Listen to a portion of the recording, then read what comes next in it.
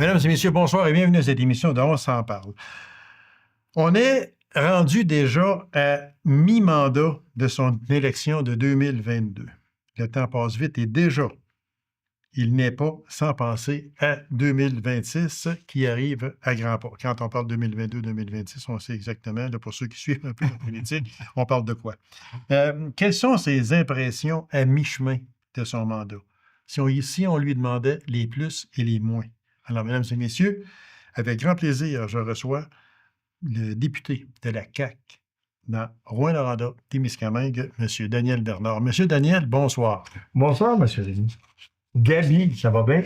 Excuse-moi, mon cher. Non, mais regarde, l'erreur est humaine, vous en faites, c'est aussi simple que ça. Et, alors, je serais méchant à dire, mais au gouvernement, on ne serait pas supposé avoir de droit mais on va mettre ça de côté.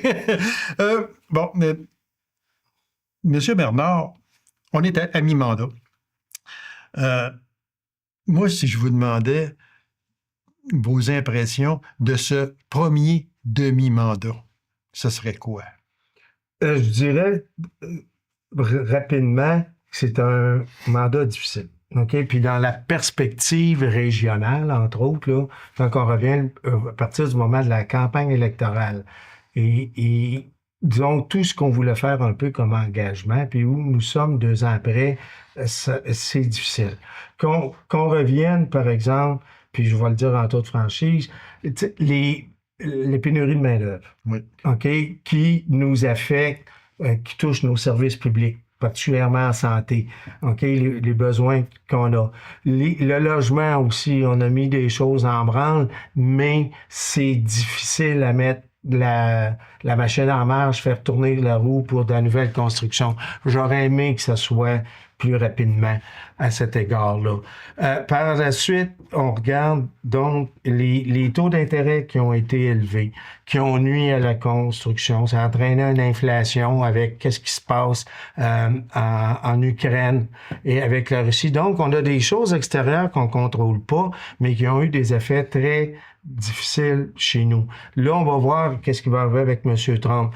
On regarde l'économie ici en région. Les mines, ça se maintient, mais comme moi, au Témiscamingue, OK, puis en région, le niveau, la foresterie, qui est très difficile. Donc, on a des choses qui sont très difficiles. Au niveau de Rouen, moi, la fonderie Horn, les choses sont en train de se mettre en place, de se tasser avec la relocalisation. J'aimerais ça que ça allait plus vite, mais les affaires, c'était complexe. Ça se met gouvernement. Donc, je te cacherai pas, dans mon compte, personnellement, ça a été 2 années, beaucoup de travail pour faire avancer des dossiers qui ne se règlent pas aussi vite que j'aurais voulu. Oui, parce que souvent, les gens ont tendance à penser, tel dossier, regarde, il est là, ça fait 2 ans, puis ça progresse presque pas. Mais ce n'est pas parce que le député ne travaille pas. Et ça, moi, je dis ça, là, peu importe l'allégeance politique du député, on parle en général. Et en général, ce n'est pas parce que le député ne travaille pas, mais il y a des dossiers qui sont difficiles, qui sont pointus, qu'on ne peut pas régler du jour au lendemain. Non, ils sont très complexes. Puis tu as raison, mais une chose que je parlais de ça ce matin avec quelqu'un, les gens en sont conscients. OK? Si je prends dans mon cas, les gens ne blâment pas mon travail, ni celui, je suis convaincu, de Suzanne Blais, puis celui de Pierre Dufour, là, dans notre perspective, les autres régions. Toutefois, les gens questionnent quand même les décisions du gouvernement. OK? Puis, comme je te dis, les gens sont conscients de la situation. Ils aimeraient que ça change. Ils savent que c'est difficile, mais ça va avoir éventuellement... probablement, ça va se refléter à la prochaine campagne électorale. Mais en même temps, puis je disais aux gens, les gens, par exemple, on parle de la santé. OK? Christian Dubé fait un travail absolument phénoménal. J'admire cette personne-là. Puis les gens se disent, si lui n'est pas capable, que ça va être quoi que les autres vont pouvoir faire? Parce que les libéraux étaient là, les partis québécois étaient là, la CAQ est là, la santé, c'est difficile. Donc, les gens sont conscients que c'est un gros bateau à tourner. Puis trop. Comment le résoudre? On espère que M. Dubé, qu'est-ce qu'on met en place, va faire le travail, mais en même temps, il y a un gros point d'interrogation. Oui, puis vu que vous en parlez, je voudrais qu'on revienne sur ça. Le dossier santé, on va parler en gros, là, 60 milliards. sur un Exact. budget de 140 milliards ou environ. Là, tu sais.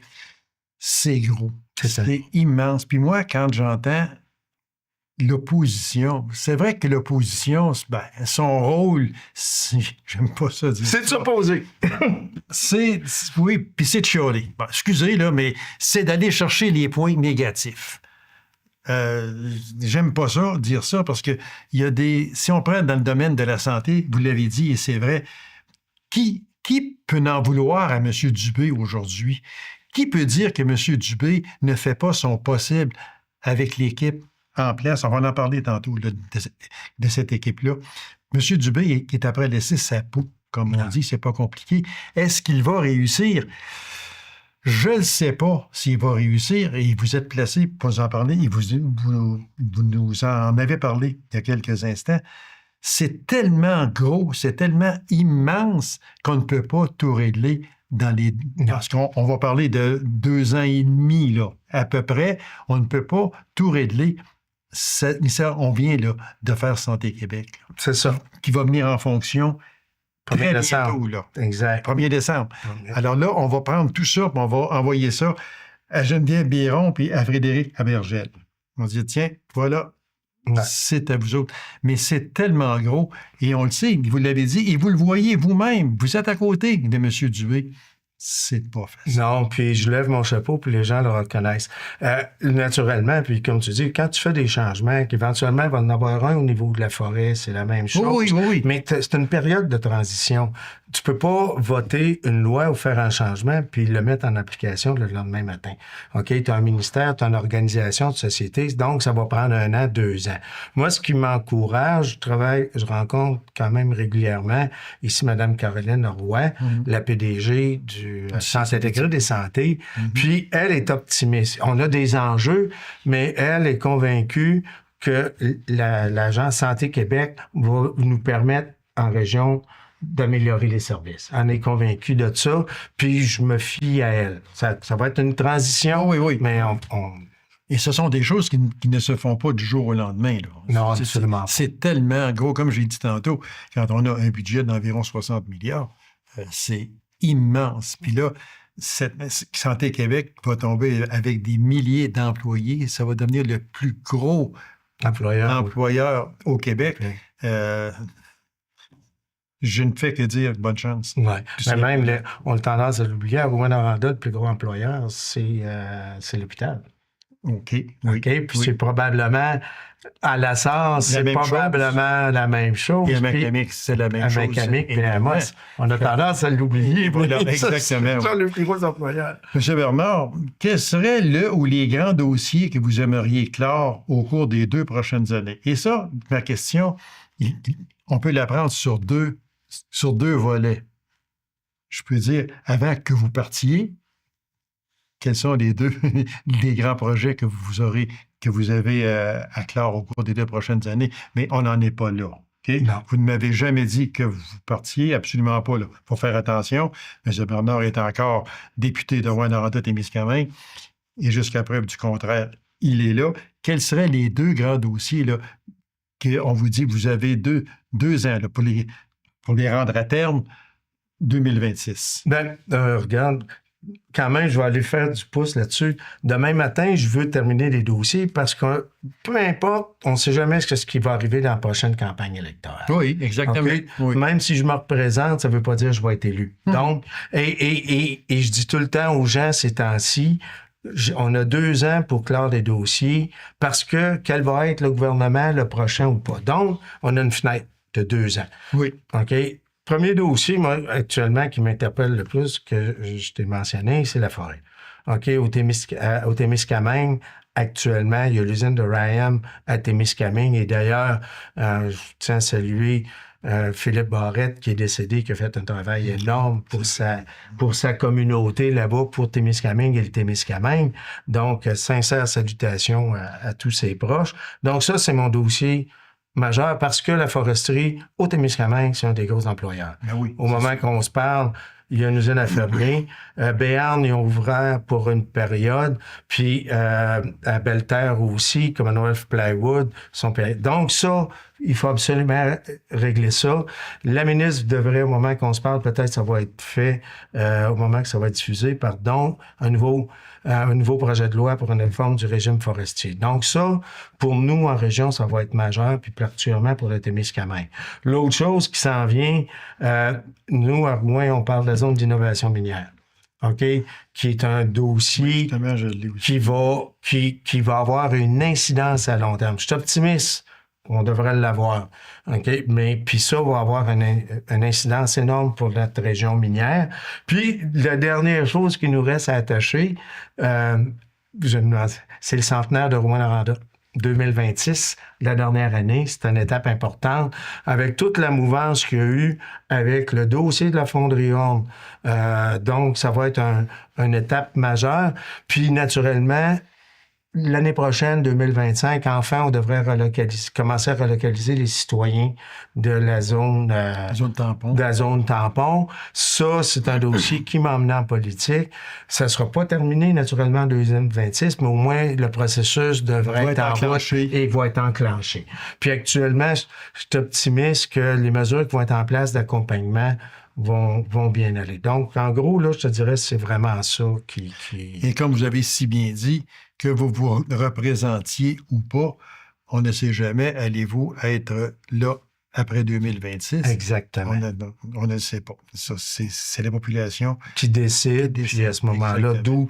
Puis ça, j'ai été comme ça à chaque mandat. Oui. Je me mettais des objectifs, même antérieurement. Oui. J'ai une fenêtre de 4 ans, voici ce que je veux accomplir, puis... Et là, il vous reste... La fenêtre est ouverte pour les 2 prochaines années. Exact.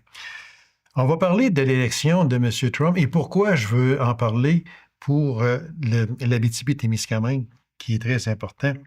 Est-ce que vous êtes inquiet pour le Québec et principalement pour votre comté, Rouyn-Noranda et Témiscamingue, et également aussi dans l'ensemble de l'Abitibi-Témiscamingue, pas seulement dans votre comté, mais on peut aller aussi dans Abitibi-Est, Abitibi-Ouest, parce que le domaine minier, on le sait que dans l'est de l'Abitibi, c'est surtout minier beaucoup et dans le nord, puis forestier beaucoup dans le domaine au Témiscamingue. On parle de surtaxe. Possible, pas impossible, là. Trump l'a dit, il va y avoir une surtaxe entre 10 et 20 %. Ça pourrait affecter beaucoup le domaine minier et le domaine forestier. Est-ce que ça vous inquiète? Oui. Au niveau minier, moins. OK? Parce que, on le voit d'ailleurs, le cours des métaux, c'est quand même utilitaire. À l'époque, M. Trump avait mis quand même des tarifs sur l'aluminium et sur l'acier. Oui. OK? L'or, puis les autres métaux, le cuivre et autres, quand même, qui rentrent dans la filière énergie, batterie ou pas, ça, je suis pas trop inquiet. Puis on n'avait quand même pas été très touché dans le mandat précédent de M. Trump. Mais toutefois, au niveau forestier, c'est un autre paire de manches. Ça, c'est clair à cet égard-là. Le bois d'œuvre. Le bois d'œuvre. Puis pas seulement le Témiscamingue, Rouen, on n'a pas de transformation, mais quand même, ici, à La Sarre, à Amos, à Val-d'Or, Chantier. Donc ça, c'est vraiment inquiétant pour cette surtaxe-là. On a d'autres producteurs, probablement aussi qu'on parlait qu'au niveau de l'agriculture, cela aura des inquiétants. Oui. Alors, sur les deux côtés, probablement que certains, forestiers, oui, et c'est probablement certains de nos agriculteurs, ils risquent d'être touchés dans les exportations, comme par exemple, là, au moment qu'on se parle, on parle encore une fois de peut-être la gestion de l'offre du côté de l'agriculture pourrait être touchée par ça. Donc, ça veut dire nos producteurs de lait, les producteurs d'œufs, etc. Tout ça, c'est tout ce qui nous concerne ici. Là. Tout ça ici. Donc, il y a de quoi être inquiet. Puis le premier ministre, il est inquiet aussi à cette sûrement. affaire. Puis, parce que souvent, on peut entendre parler, Trump, mais c'est que Trump serait là. Ça nous touche pas. Ça nous regarde pas, nous autres. Non, là, il faut pas penser de même. Et on oublie, mais c'est pas seulement M. Trump. Les démocrates sont, depuis historiquement, sont encore plus protectionnistes que les républicains l'étaient. Et même si Mme Harris aurait été élue, on aurait eu des enjeux aussi du côté des États-Unis pour nos exportations. Oui, parce que, tu sais, on est limitrophes, là. Exact. Hein? C'est quand il disait que quand les Américains ont la grippe, le Québec tous, c'est ça. le Canada tous. Oui, exactement. Puis c'est vrai. Ils ont besoin de nous autres, mais on a besoin d'eux autres. Exactement. Puis là, ben, est-ce qu'avec M. Trump, les choses vont changer? Non, c'est on a une période là, de flottement qui de rodage à faire, Ouais. puis à s'ajuster. J'ai hâte, oui et non, de voir comment notre premier ministre du Canada va s'arranger face à Donald Trump, parce que c'est pas les deux plus grands amis. Non, mais regardez, quand la plupart des gens s'attendent qu'au niveau fédéral, chez nous, qu'on soit en élection au mois de printemps prochain. OK? Ça veut dire, M. Trump rentre en poste à la fin janvier. Oui. Donc, ça va être certainement un enjeu de campagne électorale entre M. Poilievre puis M. Trudeau pour les enjeux avec les Américains. Et à partir de ça, j'ai hâte de voir comment même M. Poilievre, qu'est-ce qu'il va dire de ses relations, comment il va la relation avec les États-Unis. Ça va être... Oui, parce que là, on peut... on ne sait pas qu'est-ce qui va advenir de tout ça. Le Bloc, parce que là, on saute sur le fédéral un peu, mais quand même, ça nous concerne. Ouais. Et puis, quand on parle, le Bloc veut à tout prix renverser le gouvernement. Le Parti conservateur veut à tout prix renverser le gouvernement, mais ça prend l'aide du NPD. C'est ça. Et puis, on le sait très bien qu'aujourd'hui, le NPD n'a même pas tous ses candidats dans les 300 quelques comtés du Canada. Puis, le NPD a à peu près pas une scène. Fait qu'ils ne sont pas intéressés à aller en élection. Fait que ça veut dire que là, on va laisser passer les fêtes, remaniement ministériel avant les fêtes, etc., etc. Ça va aller comme ça. Fait qu'on devrait se rendre au budget fort probablement. Oh, et on va avec une campagne électorale à partir du mois de mars ou quelque chose. Exact. C'est pas mal le scénario. Mais tout ça va avoir des incidences sur le Québec. Exactement. Et notre région. Puis, vous avez raison de dire que vous, d'ici dans votre comté, que votre gouvernement est inquiet de ce qui peut se passer. Et vous avez raison de le dire aussi. Monsieur Bernard, si on parle de Santé Québec, qui va rentrer en fonction là, très prochainement, Geneviève Biron, Frédéric Abergel, êtes-vous d'accord avec moi que depuis que ces personnes-là sont en poste, ça fait quand même 5-6 mois ou environ, c'est silence radio? Regardez, si on revient, eux, ils ont été nommés. OK? Par la suite, ils ont bâti leur équipe. OK? De vice-président, le temps de choisir les bonnes personnes pour prendre les différents, autant ressources humaines, opérations, etc. Ça aussi, ça a pris quelque temps, mais il fallait qu'ils choisissent les bonnes personnes. Puis je connais des personnes là-dedans qui ont été cherchées, puis ce sont des bons individus. Ils sont venus en région. OK, ils ont fait leur tournée régionale. Leurs devoirs sont faits en région. Ils sont venus carrément, Mme Biron, certains VP et tout ça, ils sont venus puis ils ont fait la tournée des régions. Puis maintenant, il fallait qu'ils bâtissent déjà leur recrutement pour rentrer en opération le 1er décembre. Donc, moi, j'aime mieux qu'ils mettent leur énergie là-dessus qu'à être dans les médias pour être prêts à partir du 1er décembre. Mais moi, déjà, comme je vous dis, je suis rassuré. Comme je l'ai dit précédemment, Mme Roy, notre PDG du CIS, elle est optimiste. Elle a rencontré les gens. Il écoute les besoins des régions. Donc, je suis optimiste que ça va aller dans la bonne direction et surtout qu'ils vont être très, très préoccupés pour les régions, parce que le gros des défis actuellement pour la santé, c'est les régions du Québec. On l'a vu autant chez nous, pénurie de main-d'œuvre, de la Côte-Nord et partout. Donc, s'ils peuvent avoir une oreille attentive pour répondre à nos besoins, moi, c'est ça que je veux de Santé Québec. Parce que c'est sûr que c'est un dossier qui est tellement lourd. Sans décor. Puis l'affaire qu'il y a, c'est que quand ça va être en place le 1er décembre qui s'en vient là, parce que l'émission passe le 27 novembre, fait que c'est demain quasiment, quand ça va être en force, là, les gens, j'espère que les gens ne diront pas au bout d'un mois, un mois et demi, 2 mois, ça ne marche pas, on n'entend rien, il n'y a rien qui a changé, je n'ai pas de médecin de famille, j'attends encore à l'urgence pendant des 4, 5, 6, 7 heures. Il faut Non. laisser le temps, là. On en a encore pour 1 an, facile. Sûrement. Oh oui, avant que tout se mette en place, puis ça commence à rouler. Monsieur Bernard, un petit sondage qui a été fait, puis j'ai mis la main sur ça, et ça vient de sortir ou presque. Petit sondage qui dit, ils ont demandé aux gens, est-ce que vous croyez encore au projet Norvolt? 63 6 personnes sur 10 ont dit non, on n'y croit pas. Et puis, une autre question qui a été posée, c'est que, est-ce que vous croyez encore au troisième lien? 71 disent qu'ils n'y croient pas. Et ce sont deux choses que le gouvernement tient puis défend bec et ongle, comme on dit actuellement. Ça veut dire que les gens n'ont plus confiance en ces deux projets?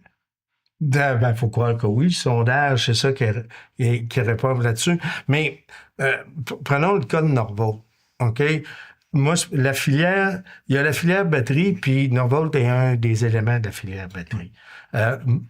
Moi, je pense que Norvolt, effectivement, les gens ils ont question de douter là-dessus. Parce que quand on regarde la situation financière de Norvolt, globalement, la maison mère et autres, ça s'annonce très difficile. De l'autre côté, ça ne met pas le projet de filière batterie en danger. C'est que ça, que la filière fonctionne, si c'est pas Norvolt, il va y avoir un autre joueur qui va prendre la place. J'en suis convaincu. Au niveau du troisième lien, le dossier il est relancé. Tout récemment, j'ai quand même trouvé ça quand même un peu ironique, les libéraux se sont prononcés à leur congrès en faveur. Je pense qu'il faut quand même se questionner par rapport à ça. Je regardais l'autre fois à Québec, le vieux pont qui a fermé pour une période de fin de semaine. Ça a des impacts majeurs. Alors, la pertinence d'un troisième lien, de le questionner, je pense qu'il faut, mais lequel va-t-il être? Je ne le sais pas. Comme moi, quand je regarde quand même d'un gars de l'extérieur, je ne veux pas me mêler des dossiers de Québec, comme je ne veux pas que les gens de Québec se mêlent des vôtres. Mais ceci étant, ils refont le pont de l'île d'Orléans. Quand faire un pont-là dans Dynamique, est-ce qu'il y a l'opportunité de regarder pour un dossier plus large ou pas? Je ne le sais pas. OK? Mais déjà, ils vont investir presque 2,7 milliards sur ce segment-là qu'il faut le faire. Donc, est-ce que ça viendrait pertinent de refaire un troisième lien à l'Est en parallèle avec ça? Je pense qu'il faut se poser des questions. Il faut se poser des questions. Un dossier qui vous préoccupe, j'en suis persuadé, Chalk River. Est-ce que ça vous inquiète? Parce que c'est quand même pas loin de votre comté, ça, Chalk River. Je vous dirais non. Pour le Témiscamingue, OK, proprement dit, c'est Chalk River, je comprends, OK, de Québec, de se questionner là-dessus parce que leur territoire est plus grand. OK? Du côté, pour le Témiscamingue, proprement dit, Chalk River est au sud complètement du comté.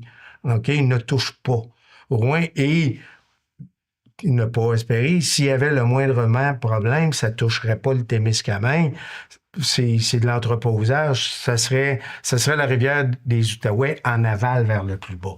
Donc, proprement dit, puis c'est là qu'est un peu, je vous dirais, la difficulté de Québec, du chef Lance Simon, c'est d'essayer de mobiliser les gens contre le projet, alors que le projet est plus au sud et n'affectera pas le Témiscamingue proprement dit.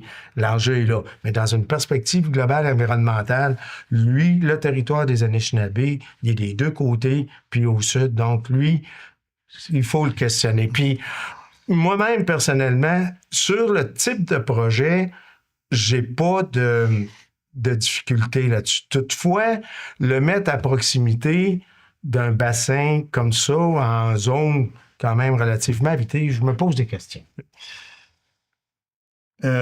Monsieur Bernard, une question à 3 volets.